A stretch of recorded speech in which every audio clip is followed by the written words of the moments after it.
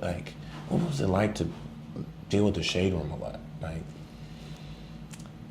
in places like that? I mean, I think honestly, that's what I mean by saying learning as I go, right? Like I wasn't sure, like the HBCU Buzz, those HBCU outlets, that I think for me, the importance of that really came from all that misinformation early on about how Joe Biden was defunding HBCUs. And that just wasn't true. Like somebody literally just made that up. He gave more money to HBCUs, $19.3 billion, than any president ever.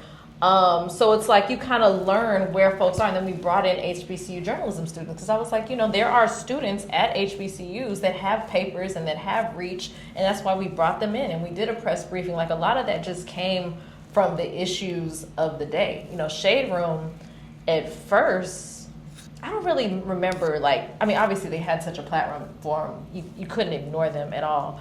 But I remember my first real, going back and forth with Shade Room was when I think they published something that I just vehemently disagreed with. And they did not agree with me. I didn't agree with them. We were going back and forth. We were getting people like Cedric Richmond and other people on the phone. And it was just this whole back and forth.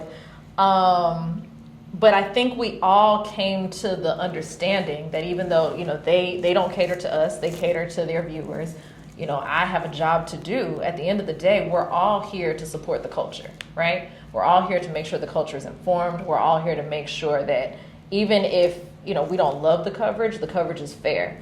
And when I realized that they were open to those types of conversations, we just kept having them more. And, they would come to the White House and do various segments. And, it was never my job, even though some may disagree, it was never my job to censor any media outlet. It was my job to provide access, and it was my job to hold them accountable and make sure that their coverage was as fair as possible.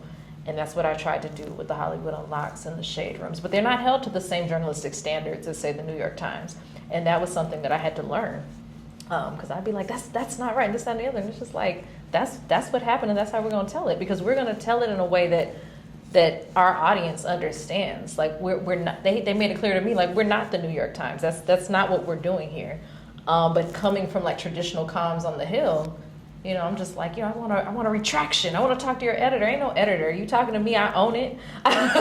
So it was kind of learning this new media that I used all the time, but I had never worked with in that capacity. And it was eye-opening. What do you think about that as because that's, to me, they have equally as much power. For sure. As your New York Times. More. Because when they post ABC, something, it goes Fox crazy, News. And there's nothing that you can do about it. And I think that is very different than traditional media, because you got to wait for your paper to come out. I mean, it may come up online, but social media, everybody is looking at their social media all the time. And I would say they are probably looking at their social media more than they're looking at their news apps.